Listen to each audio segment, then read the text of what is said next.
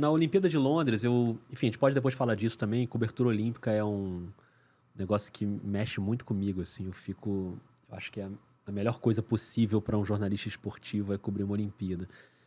E na Olimpíada de Londres, eu conheci lá na Olimpíada a Dorit Arazin, que é uma jornalista de São Paulo, enfim, uma das maiores jornalistas do país, que eu gravei um episódio sobre ela agora, no início dessa temporada do Vida. Ela fez 80 anos agora recentemente, e eu conheci a Dorit pessoalmente lá na cobertura da Olimpíada de Londres. E aí, trabalhando com ela, era uma repórter que eu já admirava muito, e eu fiquei meio assim, cara, como que será que ela trabalha, né? Como é que ela escreve? Como é que é o texto dela? Será que ela escreve tudo de uma vez? Será que ela fica ali em cada frase? Eu comecei a ficar muito curioso sobre os métodos dos colegas. E ali, em 2012, eu fiquei com isso na cabeça. Eu falei, pô, eu queria fazer um conteúdo para jornalistas e estudantes de jornalismo sobre como os colegas trabalham, os bastidores da produção. Mas, enfim, eu nem ouvia podcast na época, e para fazer em vídeo teria que ter um equipamento de vídeo, para gravar teria que ser presencial, não tinha essas ferramentas que tem hoje. E ficou meio na gaveta ali, aquela história. E aí depois, já em 2018, aí eu já estava fazendo um podcast, que é o Dois Pontos, que eu fazia na Globo, quando eu trabalhei na Globo. E fazia com o Rafael Roque, meu grande amigo. Grande abraço pro Rafael Roque, tá me devendo aí um basquete lá no meu prédio, que eu botei uma quadrinha lá, ele falou que vai lá jogar comigo, ainda não foi até hoje, tá com medo certamente. O Emerson Rodrigues, inclusive, falou que você é craque, que a cesta do seu condomínio que ele mora tá quase caindo de tanta bola que cai. O Emerson é muito generoso. O Emerson é um grande ouvinte do Vida de Jornalista e um grande jornalista também. Tive com ele agora em Fortaleza, foi o meu Cicerone em Fortaleza, me ajudou muito lá. Grande abraço pro Emerson.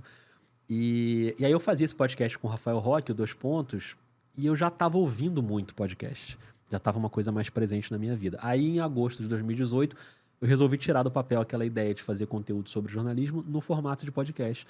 E assim foi. Então já está indo para quase 5 anos o Vida de Jornalista, e a ideia do podcast é essa: mostrar para as pessoas como os jornalistas trabalham. Basicamente é isso. Então a primeira temporada, que durou 1 ano, era um formato tipo esse que a gente está aqui, de bate-papo, era uma entrevista na íntegra, e a partir da segunda temporada ele passou a ser um podcast narrativo, que é o que a gente chama de um formato mais documental.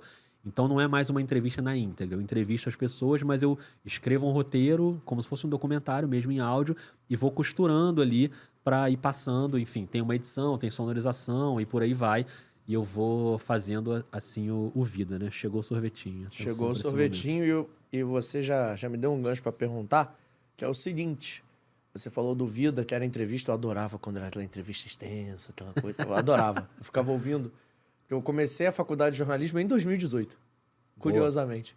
Então eu tenho o hábito, já tive mais, aqui hoje eu jogo menos, eu tenho o hábito de ouvir podcast jogando videogame. Olha aí. Eu ficava jogando sozinho, aí eu ficava ouvindo alguém conversar. E nessa época eu comecei a consumir muito podcast. Tinha sempre os meus favoritos, era o Vida, era o Lado B, era o Bola Presa. Tá bem de podcast você. Pô, o Bola Presa era assim... Clássico. É que o Bola Presa tem uma coisa que... Eu vou ser muito sincero agora e eu talvez perca toda a audiência. Perigo. Não grave. sou fã de... Grave. Não sou fã de basquete. Olha aí, grave, hein? Isso é grave mesmo. Eu gosto de assistir, mas se você me perguntar, tem um time? Você para pra ver tudo... Não, eu gosto de ver, tipo assim... Igual tá agora. Faz o final do playoff e eu começo a ver. É porque eu não tenho esse hábito de consumir aquilo o tempo todo. Mas eu adorava Bola Presa por causa do Both Teams Play Hard. Era uma coisa, tipo assim, mais interativa. Tinha... Que era o lado choquei do basquete, é o lado fofoca. Eu adoro uma fofoca. Boa definição.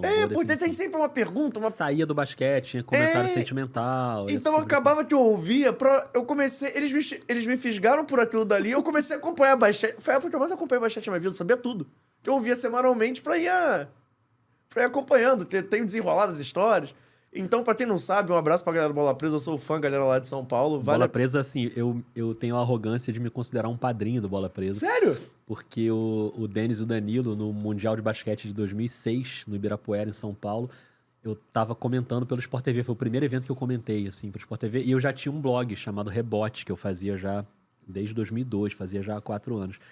E aí eu tô andando pelo ginásio e o Denis e o Danilo me pararam, assim, na beira da quadra, e falaram, cara, a gente gosta do seu blog e tal, não sei o quê, a gente tá querendo lançar um blog também.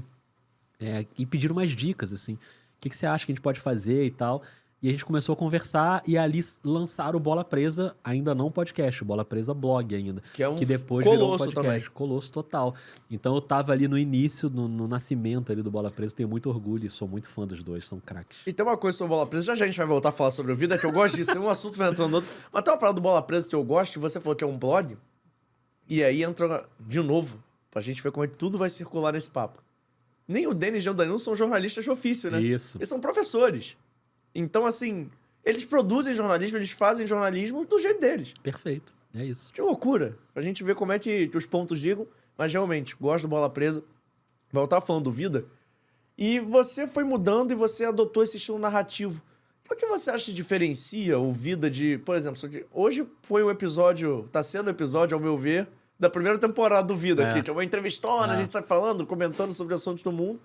Mas hoje esse modelo narrativo talvez seja o que diferencia o Vida do resto. Eu gosto muito dos dois modelos. Eu gosto de entrevista também na íntegra, gosto de consumir, gosto de fazer e acho bem legal. Mas o que me fascina hoje é realmente fazer o jornalismo de reportagem em áudio, vamos dizer assim, ou documentário em áudio. O documentário soa mais pretencioso, né? Mas no fim das contas é isso. Você monta ali um documentário de 40 minutos, 1 hora, que não tem imagem, que é só áudio. E o que eu mais gosto de fazer hoje no jornalismo é isso. É brincar com essa coisa da imaginação de quem tá ouvindo. Então eu vou tentar montar uma cena com efeitos sonoros ali para quem tá escutando se imaginar ali dentro. É tentar, metaforicamente, pegar o ouvinte pela mão e levar para dentro daquela história. A pessoa fala alguma coisa, eu vou lá em busca de uma ilustração sonora que possa complementar aquilo que a pessoa falou. Então, tô te entrevistando, você falou de uma reportagem que você fez, eu vou atrás do áudio daquela reportagem. Isso é uma coisa que me deixa muito, muito feliz trabalhando hoje. E criar roteiros é a coisa que eu mais gosto hoje. Então, não só pro Vida, mas pros outros podcasts que eu faço, tentar entender como eu vou contar aquela história. Por exemplo, falei aqui da entrevista com o PC Vasconcelos. A entrevista durou 1h30 ali. A gente gravou uma entrevista que nem a gente está conversando aqui. Mas ela não vai ao ar assim. Ela vai virar um episódio de menos de 1 hora em que eu vou contar a carreira, a trajetória do PC. E aí o que eu acho mais fascinante, que eu já tô doido pra fazer, que eu não fiz ainda nesse caso específico, é ouvir a entrevista de novo e ir decidindo ali, como é que eu vou abrir esse episódio? Qual é a cena mais legal que ele contou que eu posso botar na abertura e depois, mais pra frente, eu vou voltar nessa cena e eu vou criar um roteiro que vai levar a pessoa pela trajetória dele. Isso é o que mais me fascina hoje. Então, por isso que depois da primeira temporada do Vida, eu já migrei pra esse formato narrativo. Mas isso também dá um trabalho miserável, né? Totalmente. Assim, você, ao meu ver, saiu da zona de conforto. Porque você tinha aquela entrevista extensa que publicava, tá pronto, beleza, legal. Hoje em dia não, você tem todo um trabalho de edição e reedição do mesmo conteúdo. Totalmente. Eu não vou contar o curso todo, porque também não temos tempo, mas eu fiz o seu curso. E na aula inaugural você conta que escuta a mesma entrevista umas 4, 5 vezes no mínimo, né? Não, e durante um tempo eu fiz os dois formatos ao mesmo tempo. Eu fazia o 2 Pontos, que era o podcast de basquete, e o Vida Jornalista ao mesmo tempo. Cara, o 2 Pontos eu gravava com o Rafael Roque, a gente gravava geralmente 1h30 da tarde. Que é o horário do programa aqui, né? E... horário bom pra se gravar um podcast. Cara, e aí a gente gravava, eu na minha casa, ele na casa dele. Eu editava o programa, mas assim, a edição era simples, porque era botar a vinheta no início, a vinheta no fim, e ver ali o volume, se estava tudo ok, e incluía uma outra coisinha. Cara, tipo, 5 horas da tarde, tava no ar já, o episódio prontinho, ok. Então ele me tomava poucas horas do dia. O Vida de Jornalista, uma vez eu fiz essa conta, né? Eu peguei o celular na calculadora e toda vez que eu começava a fazer alguma coisa do episódio, eu cronometrava. Então assim, vou mandar uma mensagem no WhatsApp para chamar um convidado, para convidar alguém. Vou mandar mensagem, eu cronometro quanto tempo leva para eu mandar essa mensagem para a pessoa. Aí vou fazer a pesquisa do episódio, cronometro. Aí eu vou escrever o roteiro, cronometro. Gravação da entrevista, cronometro. E deu 40 horas para um episódio. De produção, de 40 entrevista. minutos. Juntando tudo que eu faço no episódio. Então, para cada minuto que tá no ar, é 1 hora de produção de bastidores. Então, é mais ou menos essa relação. Sendo que teve episódio que eu já fiz mais rápido que isso, e já teve episódio que demorou muito mais tempo que isso. Já teve episódio do Vida que, para um episódio, eu levei 3 meses fazendo. O episódio da chegada do Homem à Lua, que abre a segunda leva da série Memórias, que eu publiquei em 2022. Esse episódio eu levei 3 meses. É claro que durante esses 3 meses eu não fiz só isso, fui fazendo outros trabalhos também. Mas foram 3 meses dedicados ali para um episódio só. Que eu acho que é o episódio talvez mais bem resolvido, assim, do Vida, em termos de roteiro e tal. eu tive bastante tempo, assim. E não tem desculpa esse aí. Eu tive tempo pra fazer. Eu não posso dar aquela desculpa, pô, ficou ruim, mas é porque eu tive que fazer correndo. Não, esse eu não fiz correndo. Então, se tá ruim mesmo. A responsabilidade é minha. Confesso que esse eu não ouvi, mas vou Então, ouvir, ouça. fiquei até curioso. Que eu fui passando o feed do Vida, eu fui vendo os episódios e realmente parar de jogar videogame foi um problema pro meu consumo de podcast. Porque eu tava vendo lá os que eu consumi e o último que eu ouvi até o final dessa vida faz tempo. Foi uma entrevista que você fez com a Ana Thaís. Nossa, faz muito tempo. É porque hoje em dia eu não tenho mais esse hábito. Também trabalhando com podcast, eu acho a última coisa, se eu chego em casa, eu quero ouvir um podcast. Exatamente. Eu também tenho esse problema, cara. Você também tem isso? Eu tenho vários episódios de podcast que eu adoro, que estão acumulados e que eu não consigo ouvir, que fica ali na biblioteca, ali guardadinho, e que eu não consigo ouvir. Às vezes sai uma temporada nova, eu falo, caramba, eu tenho que escutar, cara, essa temporada, e aí vai passando. Sabe quando foi a última vez que eu ouvi um podcast? Eu tenho esse número porque eu lembro. A última vez que eu ouvi um podcast sem ser o Fora do Jogo. Eu ia falar, foi terça-feira. Ou sem ser pra trabalhar, assim, pra ver... Por exemplo, veio o Rodrigo. O Rodrigo deu uma entrevista recentemente, eu até escuto pra não ficar igual, né? Claro. Mas assim, sem ser pra trabalho, eu lembro qual foi a última vez. Eu tava indo pra São Paulo pra ir no Lollapalooza. Eu fiquei 1 hora, eu tinha um episódio de 1 hora. Eu falei assim, vou ouvir esse episódio. Era um episódio do meu time de botão, que eu também adoro. Sou viciado nesse podcast. Eu adoro ouvir histórias que não são do meu time. Mas nesse caso, especificamente, eu fui ouvir uma do Vasco de 74. Que eu acho exatamente isso. É a construção do roteiro. E o Vida, eu fui ouvir, lógico. Eu falei da Ana Thaís, que foi o que eu ouvi... Claro. Espontaneamente ali. Espontaneamente jogando videogame. Mas eu fui ouvir, fui procurar um pouquinho mais do Vida. E você falou da Dorrit. E você até brincou com uma coisa que aí bateu muito na época de faculdade, que foi aquele perfil do Sinatra. Isso. Sinatra está... Frank Sinatra está resfriado.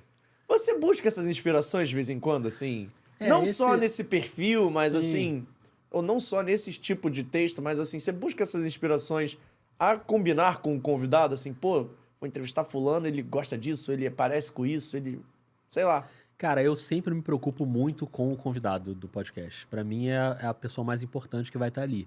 Então, por exemplo, ontem na entrevista com o PC, na pesquisa, eu sempre tento fazer uma pesquisa o máximo aprofundada possível sobre a pessoa. Então, eu quero saber tudo que o PC já falou, tudo que ele já publicou, a carreira dele inteira, ainda mais nesses episódios que são perfis, né? Pra passar pela trajetória da pessoa toda. E na pesquisa eu descobri que eu não sabia disso, que o PC tinha trabalhado num jornal chamado A Luta Democrática, nos anos 70, que era um jornal do Tenório Cavalcanti, que era um político muito famoso na época, e que virou um filme chamado O Homem da Capa Preta, com o Zé Vilker e tal, que ele andava com uma metralhadora e tal. E esse cara era o fundador do jornal. Na época que o PC trabalhou, ele já não estava mais no jornal, mas foi em 1978. E aí, cara, eu fui no site da Biblioteca Nacional, que tem a hemeroteca digital, que você tem as reproduções de vários veículos lá, né? E fui procurar lá, para achar alguma matéria do PC no jornal nos anos 70. E aí achei uma coluna que ele escrevia sobre ciclismo. Ele tinha uma coluninha de ciclismo, que me pareceu uma coisa completamente aleatória, né? Pô, uma coluna de ciclismo num jornal mais político, assim, né? E aí, o que eu fiz? Eu peguei uma página... Antes de entrevistar o PC, eu fui na gráfica, imprimi a página em tamanho A3 para dar de presente para ele guardar aquela página ali de recordação. E ele ficou super feliz e tal. Então, esse cuidado com quem eu tô entrevistando, para mim, é sempre muito importante. Tanto... Agora eu tô me sentindo mal, tá? A gente não tem nada pra te entregar. Mas olha só, olha esse momento aqui, ó. Tá bom, menos mal. Sorvetinho tá Passamos ileso, hein, time? Vamos! Mas... Qual é, bonitos e bonitas? Eu sei que acabou o corte, mas antes de você ir embora, se inscreve no canal, ativa o sininho da notificação, deixa o seu like e segue também as nossas redes sociais, @ForaDoJogoCast, no Twitter, no Instagram e lá no TikTok. Valeu? Tamo junto. Segue a gente aí.